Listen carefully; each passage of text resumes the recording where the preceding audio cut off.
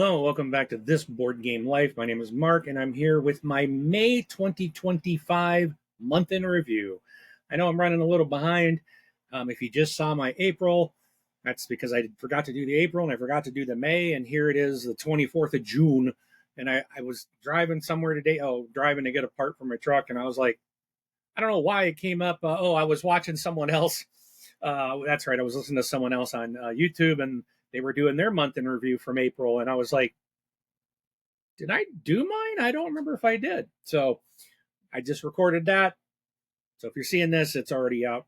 But yeah, so let's get into May. What did I play in May of 2025? I did get 16 games played for a total of 36 plays. So several of these are going to be multiple times in the month. But we will start out with on May 2nd, I got to play Santorini Riddle of the Sphinx. So this is, I backed a reprint of Santorini, plus it came with this new like cooperative expansion to the game called Riddle of the Sphinx. Got to play this several times. It's pretty fun. If you like Santorini and you want to play it kind of cooperatively, this is a very challenging game. It still uses the building pieces from the base game, but adds a cooperative kind of battle against the Sphinx, if you will, to meet certain goals on each map or on each level. Then it's got cards, and as you do things, especially if you the harder the harder the game that you play, the more points it's like you can earn to unlock additional god cards and stuff that you can add into your game. All right, then I played Halo Mission Command. I got nothing else to say about it. All right, because I got nothing nice to say about it other than it's Halo. That's good. That's it. Then we played some Oathsworn Into the Deepwood. We played this once and got our butts kicked, and it was tough. It's a good one. All right, played some more Earth. I talked about this. It's a great game. Lots and lots of cards. I know they got. I think their Earth Abundance is about to come out or just dropping. It's either dropping now or getting ready to drop. And it's an expansion. At least they got an expansion, and then there's like another one coming out here later on. I backed that one with like the animals, and then I missed the expansion that's coming out now. So I think I ordered that, so I won't get mine right away. I'll get it later when I get my animal expansion that I crowdfunded. So, but Earth is a fantastic game, and there's a lot of ways to score. You're laying out your tableau, trying to get kind of engine going, in your rows and your columns, and trying to maximize ways to score points. Lots of ways to score in the game. I also got to play some Spectacular. Love this zoo building game. You've got there's a lot of tension with it because you roll dice at the very beginning of the game, and that's what you have on your board to play, and then you roll them for this one of the boards that will rotate and share with everyone. So those become locked. And then it's like you have to take from that community board and your board either a tile or a dice, and there's rules to how they're placed and what you can do with them. And it can get real little tense as you're watching a dice on another board that's going to come your way, and you're just hoping it gets to you, or it might be an animal tile you want. It's like, oh, please don't anyone take that. There's so you're hoping, looking and watching what others are doing and trying to maximize points yourself. It is a spectacular game. All right. If you want to be a pirate, I recommend Jamaica. This is a pirate in your pirate ship. You're racing around the island of Jamaica. There's places to get treasures. There are some places you'll have to feed your crew, so you got to make sure you got enough food. You might have to pay, if you land in a port city, you might have to pay the gold, so you need the gold. If you land in a space or someone lands in a space with you, then you're going to go into combat with that other pirate ship. So maybe you might want to have some gunship in your hold or some gunpowder in your hold to fight. when you go into combat. So, but your ship only holds so much. So you're managing the cargo. You're trying to determine, do you want to race around? It is a racing game, but it's not a racing game that the first person around wins necessarily. So they will score the most points for where they are located, but depending on other things, someone behind them could still end up winning the game. So it is a race, but doesn't mean the first to get the finish line automatically wins. So some more things to manage, but it's not hard. It's actually a pretty lightweight game. Got to play Abyss. So this is a really fun underwater game. Or the theme is underwater, and you are drafting cards and trying to basically get a certain amount of I think they're called lords. Once I think you have 7 lords, and that triggers the end of the game, and these lords will score you certain points, and there's locations that you can take to, like, again, kind of some engine building, getting things that will give you benefits, or you might be able to, there's just a lot of different abilities and things that you can do in this game. So it's a lot happening in Abyss. Played some more Too Many Bones. We got destroyed. Too Many Bones it's a great game, but man, is it so hard. So hard. That's one of those, it's like, I feel like I need to just get that and play that and only that so that I can learn the one character and learn it well, so that I can actually have a chance of actually being victorious in this game. It is hard. All right, played some more Cities. A great little city building game. It's really fun for 4 players, and it's a simple game, but you're always trying to make a decision every round. You can only, especially with 4 people, you can only pick one of 4 rows. You're either grabbing a building tile, or you're grabbing a blocks to build your buildings up, or you're taking some features to put in your water or your parks, or you're grabbing some scoring, some point cards. So you can only pick one of those in a round. So you're gonna, a round is gonna go 4 turns, and you're gonna pick one from each. So you're trying to get the one that's gonna be most beneficial to you on your turn, because by the time your turn comes back, something in another row is gonna, you could have the other 3 people take all 3 building tiles, and you're stuck with the one, and maybe it's one you didn't want. So there's a lot of this, what's best for me right at this moment, what can I, of everything available on the board for me to take. So it's almost I wouldn't say it's a push your luck, but you kind of are in a way, because it's like, if I take this, am I taking this? And then do I grab point cards right away? It's hard to grab a point card when you don't know.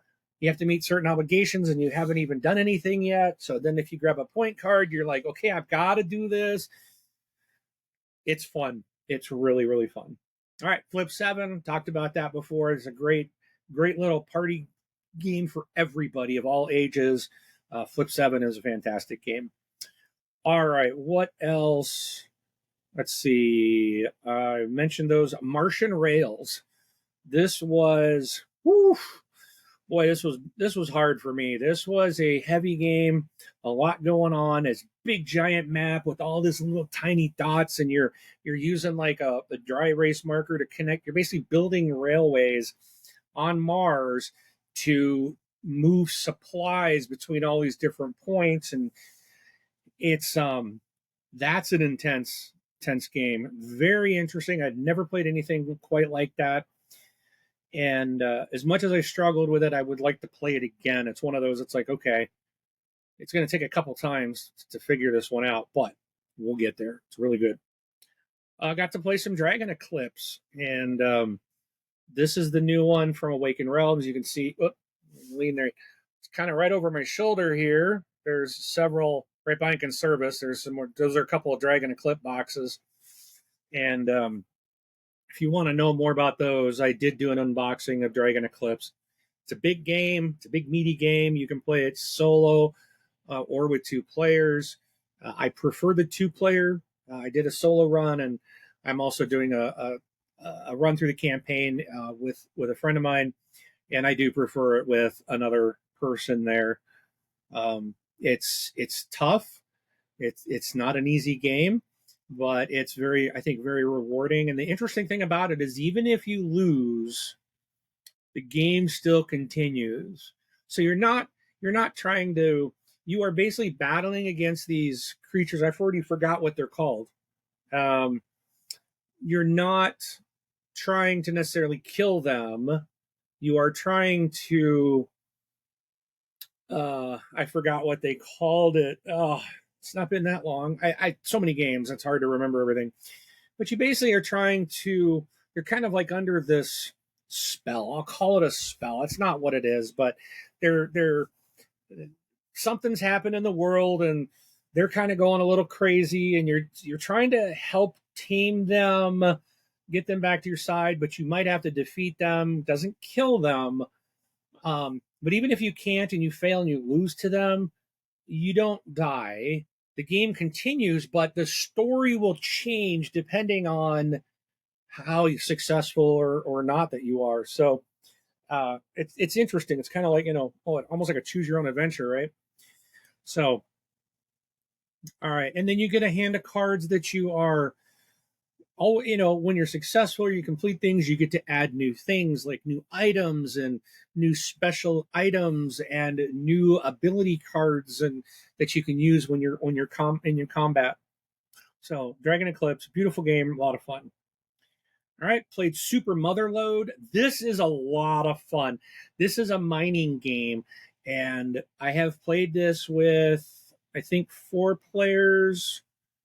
Did we get? Let me double check. Or did we? Let's see. Super Motherlode. Yeah. So I did. I've played it a couple times. So I did play it with 2 players and 4 players. It's great at 4 players. This thing is so much fun. You are digging. You're on a planet, and you have to start mining for minerals and materials, right? And you can see everything on the board, but there's certain rules about whether you're digging or whether you're blasting. Certain things require you to blast on those spaces. Others require you to dig, and you're using cards. And so you have to meet certain criteria to be able to mine. And you always have to build. Like once the first tile goes out, it has to be touching the surface, and then after that, every player has to just you have to either be at the surface to mine or touching another tunnel that has already been blasted. And so you're working your way trying to get the resources you need to purchase more workers, these little worker cards that will have certain abilities and give you more points for the end of the game. It's a lot of fun. That's Super Motherlode.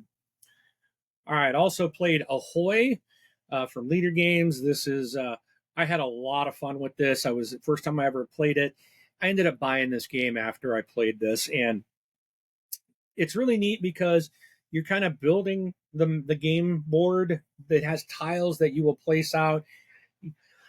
You will start with like 4 islands out, and then everyone will you'll be placing a new tile out, and kind of building out your map of the ocean. In the game that I played, myself and my friend of mine, we were playing as like a pickup and delivery game. The other 2 players who introduced us to it were playing area control. So it was very interesting how like I was kind of competing against my friend for points, but also competing against the other 2. And like when I would deliver to an island to get my points, that island, that region became more valuable, which would increase the points for those doing the area control. So it's like as I'm being successful, I'm also helping someone else out. So you have to really pay attention to what others are doing, because you don't want to just you don't want to help the area control guy out and have him end up beating you because you kept delivering to their region. So a lot of fun, a really neat game. Then I got a lot of games in of Bomb Busters. I brought this one Wednesday night and we played, let me see, 1, 2, 3, 4, 5, 6, 7, 8, 10 times, 10 different matches. And I will say we failed several. We did not even get through, I think, the first 8 missions, I think, are the training missions. I think we got to 6. I think we completed 6. And obviously, I told you we played 10 times. So 4 of them we had to repeat. And there's like 66 scenarios in this game, I think. So, whew, but it's fun. It's really fun. And as you go on, you gain more things will come into the game and make it more challenging. But you can gain new tools and abilities as well. So really looking forward to playing that and seeing how much further we can get.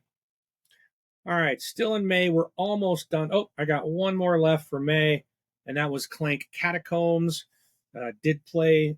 It was the first time I played Clank since finishing Clank Legacy 2, and I was really burned out on Clank. But Clank Catacombs is such an excellent game. I really, really enjoy it.